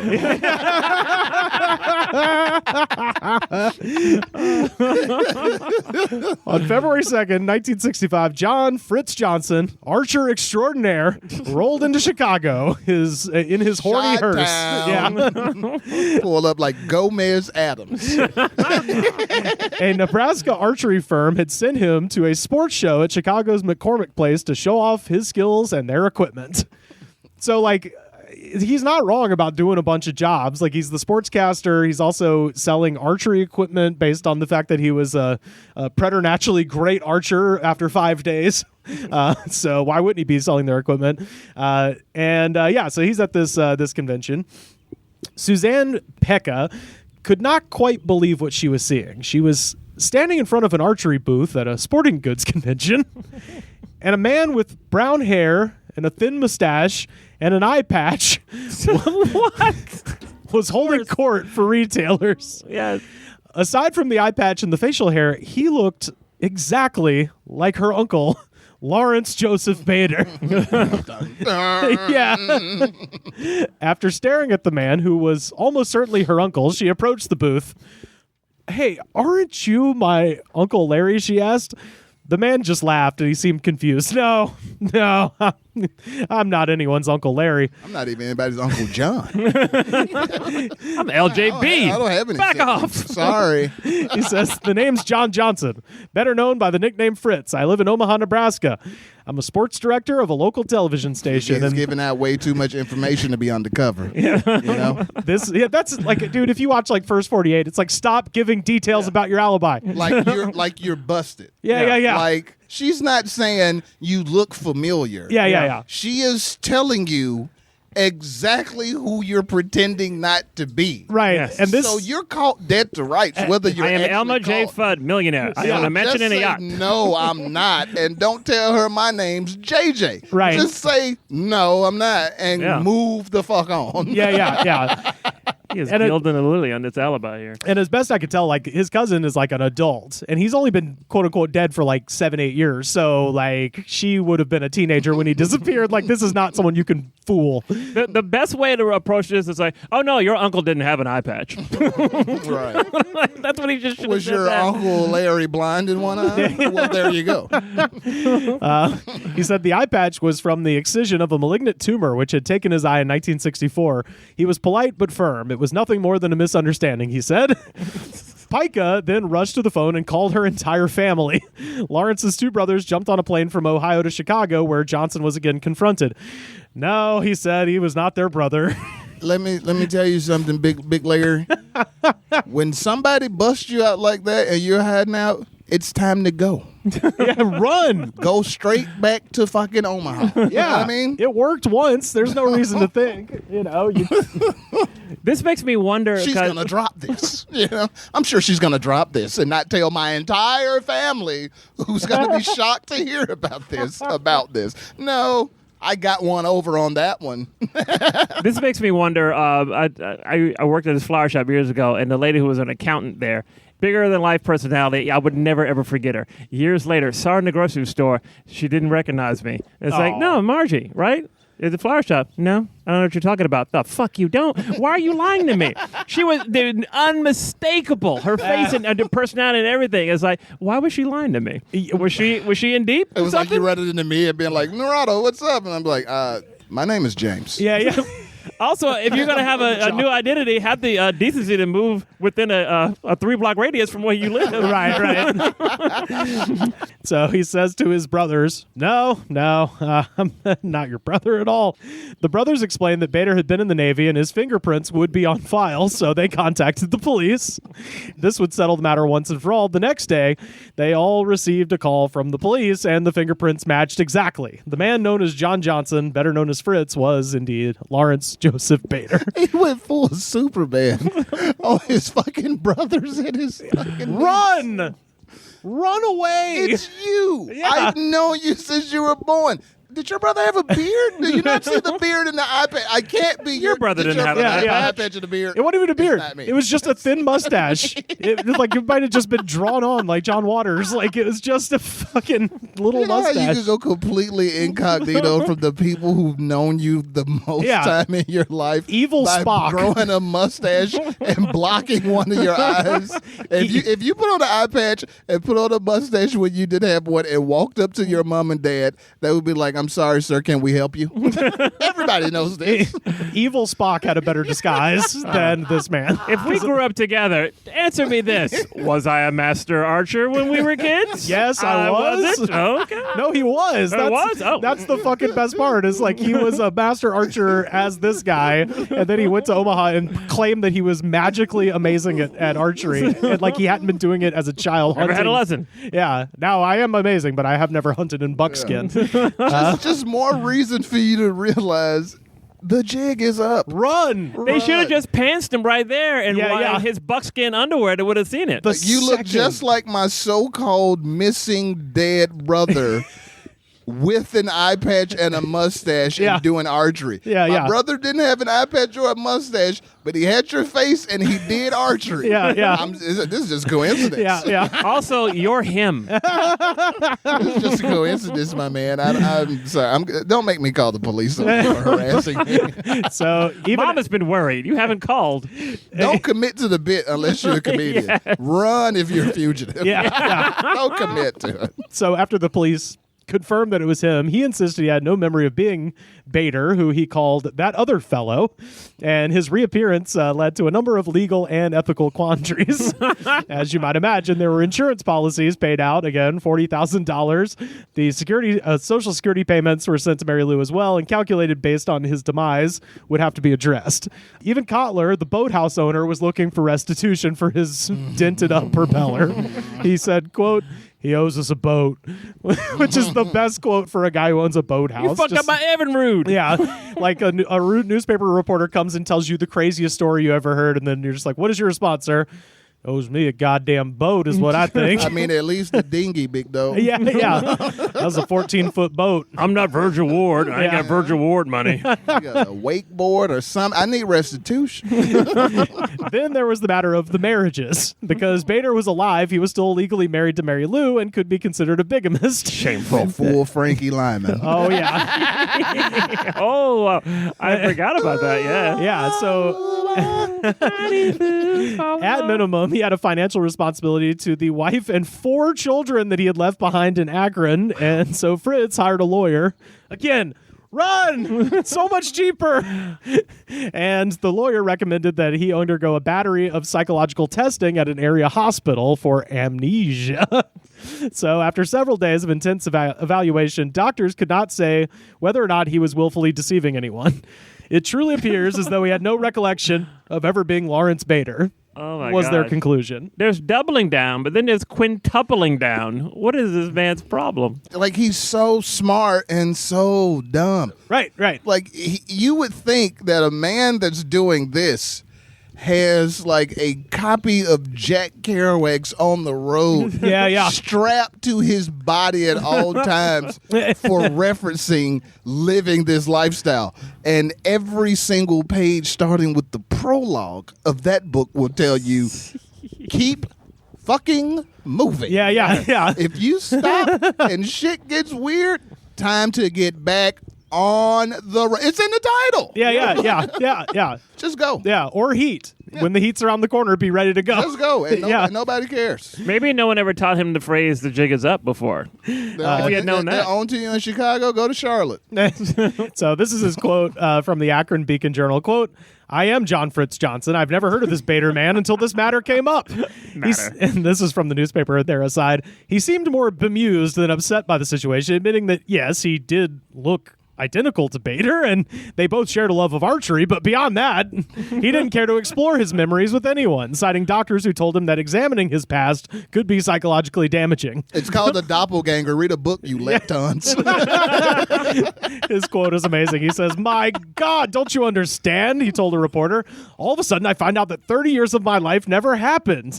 You see, I really do have 30 years of memory as John Fritz Johnson. What am I supposed to do with those 30 years? Just throw them out the door? Well, clearly it's alien abduction, everybody. I don't know why we're judging this man. Why are you being quoted in the newspaper? He had a mind wipe. They implanted new life into him, like history and everything, so it's clear. He saw a comment like John Travolta in Phenomenon. Yeah. And all of a sudden he was the world's greatest archer. That's how he became the Green Arrow. That's how he got his superpowers from an alien comic. So for a time, the situation seemed precarious. If it could be proven that Bader committed fraud, he was looking at legal consequences, but no one could prove it. Instead, his lawyer argued that the surgery to remove a cancerous lesion from his eye may have affected his memory, even though that happened way after the boating accident. Perhaps he once knew why Bader disappeared and Fritz appeared, but there was little hope of finding answers now. Yeah. So that was the lawyer's defense, which, shout out to lawyers. Never go changing. Oh, my goodness. Like, maybe this started out as bullshit, but now we can never untangle this web. It's just simply too complex. I'm here to defend my client, not corroborate if they're telling the truth. 372 billable hours on this, and the best I can come up with is a push. So, struck by the peculiar nature of their employees' double life, KETV terminated their sports director. Nancy left him. Their marriages essentially erased in light of the fact that he was already married. She seemed bewildered. Quote, I just don't know what to think, she told a reporter. Quickly, Fritz Johnson found himself back to work at a bartender, earning $100 a week. Of that, $50 went to Mary Lou and $20 went to Nancy for child support. And he was left with $30 a week and moved into the YMCA in Omaha. Mary Lou spent several months in seclusion, shying away from curious reporters and from Fritz. And eventually, she decided to meet him once again in Chicago. I like to think he rolled up in the horny hearse. Like, just he better had. Now. At that meeting with the wife and the 4 children, which took place in August of 1965, the meeting was described as amicable, though Fritz insisted that he had no recollection of meeting, marrying, or ever having a family with her. Like, you're such a dick, dude. Jesus Christ. Because he insisted they were strangers, there was little choice but to consider him a stranger as well. Mary Lou voiced hope that maybe one day he would come around and remember everything. Oh, sad I'm lady. like, sad lady, dude. Sad no, lady. just shoot him. You got to kill him, right? It's like at this point. He just told you to your face that he doesn't exist, nor do you. Right, yeah. This is done. See, y'all don't understand where she's coming from because y'all ain't never put that dick on a bitch. You ain't never touched that cervix to where after 30 years of lies, she's just like, I just want you to come home. Oh, my God. And we can pick up where we left off. I don't care about none of the rest of this shit. The heart wants what the heart I wants. just want my man. Yeah. So it turned out there would be no time for Fritz to come around. In 1966, his supposed cancer reappeared, this time in his liver, and he died on September 16th of that year. His passing posed the question of how to pay respects to a man who appeared to have lived 2 distinctly different lives. In Omaha, a service was held at First Methodist Church for John Fritz Johnson, and the next day his body was transported to Akron so he could be buried in a family plot at Holy Cross Cemetery as Lawrence Joseph Bader, where he remains today. So shout out to Akron, shout out to the 50s and how easy it was to just be a fucking deadbeat and a criminal at the same time. I love it. I love when stories like that end like that. Like things like the Knights Templar treasure and things, I would like to see those found. I'd like to learn the truth about stuff like that. But motherfuckers just pretending to have amnesia, yes, having all these adventures and then dying before anybody getting answers, and it's just that secret is gone with them. I love that. I love that type. Tom Hanks has to be in this movie. Let's just keep the cliffhanger for it. Leave him wanting more, baby. That man was a showman. Yeah. So you said you were familiar with this. Oh yeah. Yeah. Okay. When I started reading about it, because I was in Akron, so I just started looking up, fun, weird history shit from Akron. And I saw this. I was like, gotta talk about this. But then I started thinking, and I'm like, I'll try to confirm this at some point. I want to say this was on Unsolved Mysteries. It was one of those like where Robert Stack is just going, we may never know if he actually had amnesia. And I'm like, he did it. He very obviously did it. Never know. His fake name was his old boss's name. Fritz that's like that. That's how I got into that kind of stuff. Like I think on the episode I'm currently on now, I can't remember which one it is, but it's where you talked about the guys kidnapping themselves. Oh, yeah. And you talk about how interesting that is, and when you do a deep dive on it, like you just find there's just a million of those stories, each one crazier than the last, and like I'm like that about I've got amnesia. Yeah. I love to just do deep dives. Did you watch Unsolved Mysteries? Oh, of course. I feel like they had multiple ones of those. did. And it was just some obviously like guy who just had it up to here with his life. And was just like, you know what? Of course, I've made a commitment to this woman, and we've made a deeper commitment in the form of children, but this sucks. But the insurance, she got the insurance though. Yeah, he did set her up to, at least was that on purpose, or was he just screw it, I'm just out, insurance or well, not? he purposely upped his life insurance to $40,000, so he was trying to take care of her on some level, but you're just like, man, just... So he was a deviant with a heart. The dude's not... He's not a jerk. Yeah. It's just he's that, just psychotic. Sometimes, listen, the world hasn't changed so much that human nature's different. Right, yeah, and that's true. Throughout history, from day one to right now, you get put in positions by the social contract and the social construct to where that if it doesn't jive with you, you have to break some rules to do what's best for you and your sanity and well-being. And in a world where divorce is almost illegal and things like that, you can't just go through the system to take care of yourself. You gotta make amends with that by go, okay, I'm gonna run out on this lady, and she's gonna be hurt by that, and the children are gonna be hurt, but I'm going to kill myself if I don't. So it's better. I'm going to disappear and let them think I'm dead, but I'm going to give them more money than they've ever had in return. That evens everything out, man. That evens it. Shout out to the Fritz, man. Yeah.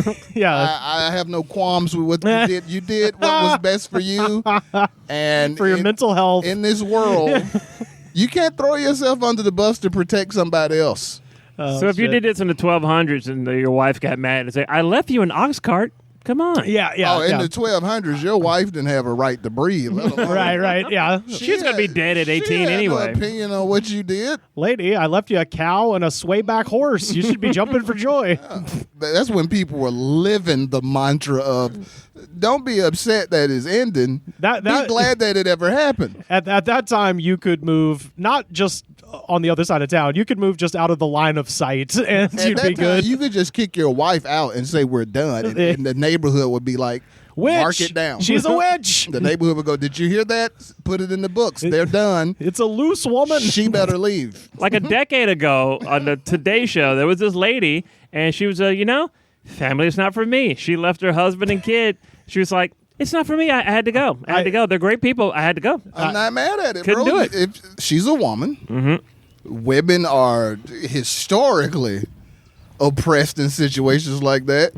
Look how much flack a woman gets for saying, I don't want to have children. People I know. act like she has decided to go live with wolves or something. Yeah. Not wanting a child is the equivalent to saying you just killed a child. And so you go through the motions and people put all this pressure on you, and you're essentially, your whole existence centers around getting married and having children. Kudos to that woman for falling victim to that pressure and then finding the strength to go, this is what he wanted, and he can have this shit. Because I think that's what her situation was. It's like, this is what you do. You get married and have kids. This is what she wanted to do. It's like, this is what you do. Wanted a job. And she was like, she had no animosity toward them. She was like, this just isn't for me. Well, shout out to Akron, Ohio. Thank you so much for laughing at my dumb shit. I have secret, I confirm my longstanding suspicion that the Midwest is secretly great. And boy, I had such a good time. But you got so much vast land to be awesome in secret. Hell yeah. And you got just a real legendary scumbag buried in your cemetery there. So shout out.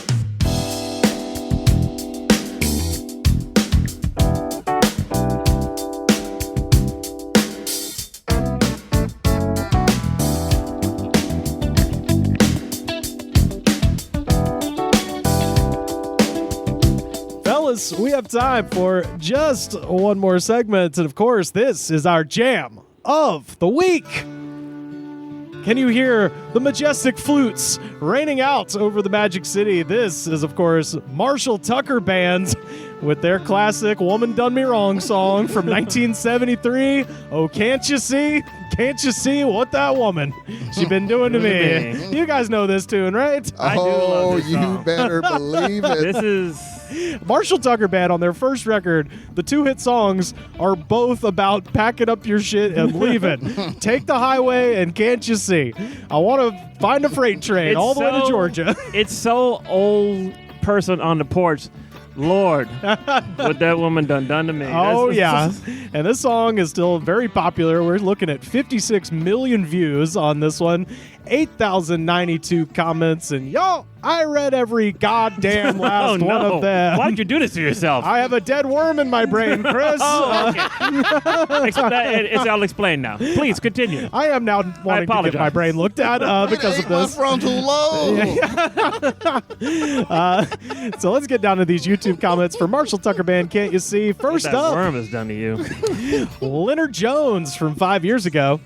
This song always reminds me of the gold-digging bitch who cut my heart out with a rusty butter knife in the early 80s.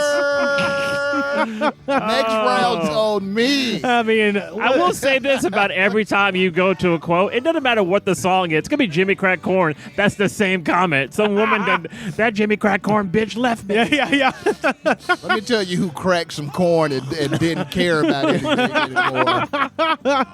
Deborah? Deborah, who I used to run my corn farm with. Yeah, he's just getting mad about corn. This is very similar. Daniel Bast from 3 years ago. I slowly danced with my cheating wife one last time to this song. Then I sang every word into her ear and left her there. I was like, did you? Or is she buried in an unmarked grave, Daniel? Yeah, have you ever danced with a she-devil in the pale Coors Light? Under the neon moon. Delicious. This one starts out sad, but then turns kind of fun. Arc Raider from 1 year ago. I've been down this road, and the pain is immeasurable. Even more so when it's a sexy witch lady who saved you from yourself, only to realize that she only did it for her own ends. Free at last again. Yep. Mean old woman never told me goodbye, and shoot, I do and did everything for her. But sometimes we just gotta let them gypsies go, y'all. That's right. She picked you up, dusted you off after your third divorce, got you clean from that demon drink whiskey, only to start forcing you to do heroin. Yeah. Right, buddy? She cleaned me. She saved me only to fucking destroy me. Clean you up and then clean you out. Chester White from 4 years ago. Hey, man, back then, music was music. The songs were right on the money. They had a story that was about you and how you were feeling about things. Young kids. It was awesome. We didn't have any worries in life. It was simple pedal to the metal. Well, you did have a few worries. Gas, oil, your girlfriend. Does she love? LOL. Does she love? Does she love? That's it? Question mark. Does she love? Question mark. Not me. That list is Not incredible. us. Is she capable of love? Like, Gas? is this woman a robot? You think of list? Gas, oil, which some could argue is sort of the same thing. That's like being like, yes, my primary concerns are gin rummy and go fish. And you're like, okay, man, we can just lump that into one. Does not compute. And Does she love? Does she love? Does she love? LOL. Damn it, my gas-powered woman stopped working. She just doesn't love. I mixed the gas and the oil like they told me to. And now my woman's shooting out smoke and refuses to love me. Listen, if you any listeners right now who are college age and under, I implore you, please develop a personality that has nothing to do with I'm young. Yes. Trends tell me who I am. Because you will grow up to be the saddest. Do you know how much I reminisce with people about the music of my quote-unquote youth? And every single story I tell is happy. I do not have one story from an era of music I've experienced where it's just like, they were making the saddest songs ever between 96 and 99. And those songs represented the kid. I felt exactly like what was on the radio about depression. Please I cried in a bathtub to How Bizarre. Find yourself, man. Get you some hobbies. Figure out who you are. Because, buddy, when you hit them 30s, when you hit like 36, the world stops making things for you. And you have to choose what to do. And if you didn't choose something in your youth, you're going to be like these brothers. You're going to be on YouTube, and you're going to be stuck in 40 straight years of terrible relationships, and all you've got to offer is to go on the saddest music you ever heard and go, I relate to this. Well, maybe this one's different. Joe Sloan 4 years ago. Kiss my ass, Tammy Leslie, you bitch. Let's all get Drunel. DRUNL. Drunel? Let's get Drunel. Right. Is that where you get drunk and use a Dremel? I mean, K and L are right next to the keyboard. It's an understandable mistake, but it is fun. He built the cage for Tammy Leslie. Paul Martin 3 years ago. This is the epitome of Southern rock. This song, the amount of instruments, all of it. Like Walt Garrison's chewing tobacco commercial, I paraphrase, quote, I could take a pinch of this song, put it between my cheek and my gum, and I'm set for the whole bitch. Maybe I just never saw Walt Garrison's chewing tobacco commercial, but what's going on now? Now I wish I had. Yeah. Somebody hug that man. He need a big brother, like a 6-year-old that ain't got a daddy. Somebody get this grown-ass man into the Boys Club of America and get him a mentor. We've got a future director on our hands, Simon Day from 1 year ago. If I made a movie, I'd put this song in a scene where that girl that you once called your lover gets arrested in bed with your so-called friend while you're bombing down the highway with a drop top and that money. That money. You know what? If you know, you know. Yeah. If you know Simon Day personally. The score. Yeah, okay. yeah. That money, do you love? That money, do you love? I got that money. Wink. Deborah Starman from 7 months ago. Don't take too long, okay? I really miss you, baby. Are you working tonight? Babe, you're really skinny right now. Don't wait to see me until you're fat, okay? You're beautiful to me, but you will feel better with about 30 or 45 more pounds on you. I just don't like that you have been too stressed to eat. Just tie some ankle weights to you and you'll be fine. I'm like, she is fucking with this guy's head because she is telling him that he's nice, skinny, and fat. It's like, but you're fucking with this guy now. What have you done, Deborah? It's always Deborah. Yeah. Verbal Kung Fu from 11 years ago. I feel sorry for people talking crap on this song. They obviously were shaken babies with fetal alcohol syndrome, and they got moony daddy issues. Only way to explain the not login of the song. Yeah. It's like, yeah, verbal kung fu, drunken master. It turns out Moony daddy issue, like the Asian cult. Yes, yeah. The South Korean Christian cult. Henry David Thoreau couldn't have written it better. His goddamn self. Got a few more here, and these are stories without endings that all of them, these could be serial killers. Mike from Clark County 1 year ago makes me want to go hunting humans, but common sense has prevailed. And I'm like, you're missing a ... for now. He's reading straight off the liner notes from that song. Yeah. The 45, you turn it over, it says that. If you feel like hunting humans, ain't a rational conversation gonna change that. He passed out is why he didn't do it. That's not. Gary from Lord's Way Ministry 3 years ago. This was my life as a kid, and it carried over into this day. Only now, I ride my Harley. I ride out of town. I'm still the same man I've always been. Fair, honest, well-spoken, and a man you do not cross. He thinks he's Lorenzo fucking Lamas. He thinks he's Lobo from Superman. He's the renegade. Yeah. He's the renegade of heart. Oh, But that also just shirtless and high on a motorcycle. But it also just feels like a sort of a confession. Like, do you know anything about the disappearance of these children? You're like, I'm a man you don't cross. Like, okay, sir. Yes, sir. Well, she was 8. And, Yeah. If you could just describe if you've seen anybody. Well, so this one, it goes straight to that point. Jason W. 4 months ago. And just imagine you're in a police interrogation room when he's saying this. So I was living in the middle of nowhere at the time. Baby mama left me. It's just going through some shit. They just disappeared on me. If you check the archery contest in Chicago. I seen these kids hitching a ride, and one of the group had a musical instrument on his back. So I hollered at him, "Hey, buddy!" He was hesitant and did not want to talk to me, but I got him over there. He towed it up and broke it down for me, and that kid jammed to this song so good. Wonder whatever happened to him. That kid was Jimi Hendrix. No, that kid was buried in the desert next to fucking Joe Pesci. This one is, I love the name, Head Dragon, David Austin Simmons from 3 years ago. That's a clan. Please be a dojo and not a clan. Please He's be just a the dojo head and not a dragon. clan. He's not a grand. He's the head dragon. Yeah, I'm just a head dragon, y'all. The grand dragon. He's a KKK middleman. Yeah, working my way up. He leads a branch. He doesn't lead the whole squad. He says, God sends me mad movies for me to see. So I know I'm badass. I'm a god. He.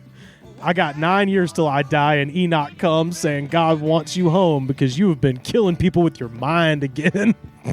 Now that's a two-worm brain right there. He's dropping acid. He's dropping acid. It's 2006. He's dropping acid and getting movies in the mail from Netflix.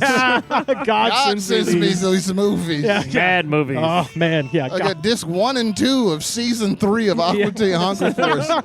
There's a message in it from the Lord. Yeah. RSF 474 from 3 years ago. I was having a moment with a female. She was, to paraphrase Carter's joke, anybody who uses the word female should have one eye on. She was moment with the female. She was kind of bullshitting me and stood me up when I was cooking dinner for her. But the thing that was ironic is I'm taking a walk to chill because I was pissed, and I had autoplay on YouTube, and then this song comes on with the dislikes being at exactly 666 and the comments being at exactly 333. I just had to comment because what are the fucking odds? Exactly. I was like, yes, it's not a yes. Yes, it's impossible. That was a message from God. Fibonacci speaking to you. Yeah. Through your unfuckableness. He created incels. You know how insane you gotta be to have to take a walk because a woman cancels a date on you? Well, I caramelized all these onions, damn it, and that takes time. I'm fucking furious. These radishes are fully blanched. Connie Watkins 4 years ago. You know what? People don't know how much fun we had to have fun. One of the biggest obstacles to fun nowadays is they took away all the swimming holes. They took the cool tugboat ropes in the little woods. It's all gone now. It's a damn Sam's Club. But they can't take our jams and the memories of the concerts where you could drink and blow as many joints and everyone had a great time with no fighting. Let me tell you something. Let me tell you what happened to the con dog. Con dog. Connie, you can still do all of those things. You just have to all drive. All those things still exist. We call the swimming hole a creek now. Yeah. Because people live in cities. Yeah. Proper cities. And you used to live in a little town, and then it got annexed. Yeah. They built a Sam's Club on top of your hole. But, there's still places with the population under 2,000. Oh, yeah. You got all the swimming holes you fucking want. You can quit complaining. Hell yeah. Go jump. You can't blow joints. This is that woke shit. Yeah. The woke agenda is taking over swimming holes. Yeah, you know how like America's very anti-weed now. If you thought they were anti-weed in the 80s, I mean, they've got states where you can get weed legally now. Like America hates people blowing joints. Now I know how to call smoking weed the proper way. Blowing joints. Hey guys, want blow some joints? Yeah. And finally, Greg Park music from 1 year ago, and this is some inside intel. I was just about to say, here comes Marshall. Here comes somebody from Rolling Stone. Marshall Tucker Band are nothing but a bunch of disrespectful loser drunks. Shameful. I was booked to perform on the small stage at our county fair. Marshall Tucker Band was booked as the headliner on the main stage. We were both scheduled to start at the same time. And 15 minutes after both of our shows started, my audience was packed. Every seat was full, standing room only everywhere, as far as I could see. And I am not a major draw. I know that. I'm just a local musician. My show was free. Marshall Tucker Band's was a paid show. They came off their tour bus so drunk and stoned they could barely play, and the quote-unquote singer couldn't remember most of the lyrics. From what I heard, almost 90% of their audience walked out and demanded their money back. I guess I should thank these fucking losers for providing me with an audience that wanted to hear a musician that respects the craft. And even though I'm not a national act, as they claim to be, I also respect an audience willing to pay for the show. They claim to be? Yeah, my show was free, but my audience, most of which had been their audience 15 minutes earlier, they got so much more than what they paid for. Yeah, that is what I was told repeatedly after my show. I almost want to say that I hope Marshall Tucker Band is proud of themselves, but in reality, I hope they're completely ashamed and vow to either sober up or at least never show their faces on a stage again. What a bunch of pathetic, disgusting loser has-beens. Signed, Joe, better than the Marshall Tucker Band Smith. I was like, this is a classic example of you should be thanking them. That's a dream scenario. Yes. You know? You saved the day. When your performance is at the county fair, ain't no motherfucking stakes, okay? No. I don't care who you are. I don't care what what the lineup is. Yeah. When or where you've been billed. Yeah. If we're at the county fair, everybody's on it. Even fucking kill Yes. of this shit is irrelevant. Yeah. If the sun is up, Ain't everyone. no beefing about the concert. This is like two homeless dudes fighting over a property line. You motherfuckers were performing at the fair. I don't want to hear shit. This is the lowest. This is lower than an open mic. Yeah. Ain't nothing. None of this matters. Yeah. All of this might as well be a dream. If the sun is up, everybody's way too full of funnel cake. If the sun is down, everyone's too drunk. Who cares? But the Marshall Tucker Band showed up coked out of their mind. Forget, can't you see? Twiddly dee, what that Listen, woman. it's the Marshall Tucker Band, but not the Blind Boys of Alabama. Right. Yeah. It's not Pavarotti. It's fine. If you think a motherfucker in a mansion has a reason to get coked to the gills, Yeah. let me tell you, a motherfucker who's now headlining a fair, Yeah. they full of all the drugs. Yeah, they're full of all the drugs. And the thing, I guess, Nobody's happy to be there. You got to take something, take the edge off. and the thing people forget about, this era and this genre of music is, for all intents and purposes, even though they had plenty of pop hits on the radio, almost all of these bands, Skinner, Marshall Tucker Band, they're all jam bands.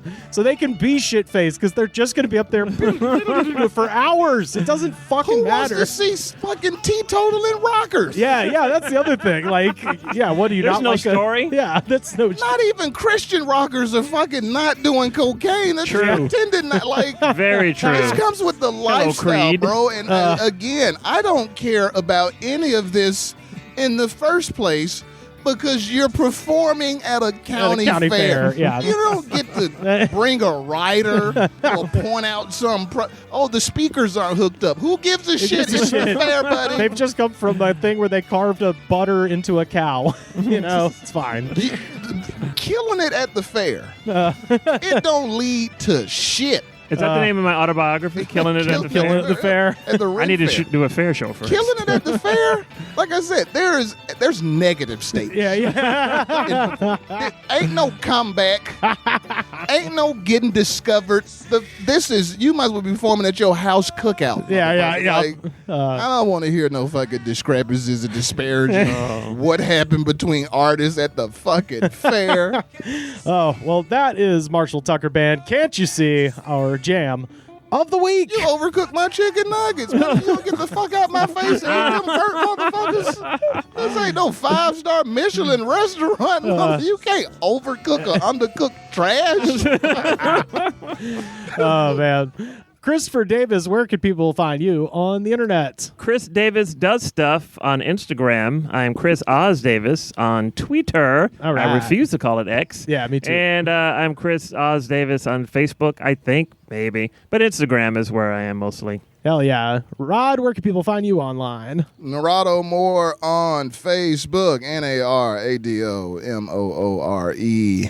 At Rod for short on all other platforms. By all other platforms, I just mean Instagram and Twitter. At Rod for short, ROD, the number 4, SHOR teaser. Please sign up for some Rod tweets. And listen to my podcast, Uncle Rod Story. Uncle Rod Story Corner. Fucking great show. His tweets are phenomenal. Hell yeah. Appreciate that. And buy some goddamn art from Christopher Davis for your stairwell. Please. Yes, please. One of the most It's distinguished. the only way you'll be considered a respectable human being. Chris is a real artist. Straight up, yeah. He's not doing bullshit, and he actually has his signature style that is killing it. And if Thank you. ever make a cartoon, I want to animate Chris Davis originals. Oh, yeah, I would yeah. like you to be the Thank art you. director on that show. If Thank I you. ever get a dog, the first thing I'm doing Yes. is commissioning a dog portrait. If Yes. you've got a dog, Chris will paint you an amazing Yeah, do picture you of love your dog. your pets? If Yeah. guinea pigs, Yeah. ant farm, whatever. Yeah. I'll paint whatever pet you have. I've painted dogs, cat, horses, 3 donkeys once. Actually, here we go, fellas. Mother's Day is coming up. Oh, yeah. If you've got a wife and a child, and you got a dog, that Draw you like, dog art at Oh. AOL.com. Give me an Hell email. yeah. Drawdogart at AOL.com. Yes, I'm still rocking the AOL. Fuck yeah. Well, yeah, absolutely do that. Follow these fellas as fast as you can. You can find me on Twitter and Instagram at Rivers Langley. Best way to support our show, head to patreon.com/thegoodspod. We didn't film this one because we're outside. and I didn't want people to see me all damn sweaty, but the next couple episodes will be filmed. That's where you can watch the show instead of just listening and support our show that Discord. way. That's right. And definitely jump on the Discord. We have had so much fun on there. Linktree.com/thegoodspod. Second best way to support our show. Head to Apple Podcasts, rate, review, and subscribe. Show the attitude of gratitude, because if you do not have the attitude of gratitude, Daddy, beat your ass and hide the Bible if God watching. The Goods from the Woods was recorded and edited by me, Rivers Langley. You can find our show on Twitter @TheGoodsPod. Our theme song was composed by Jonas the Space Cowboy. This was a Brain Freeze podcast.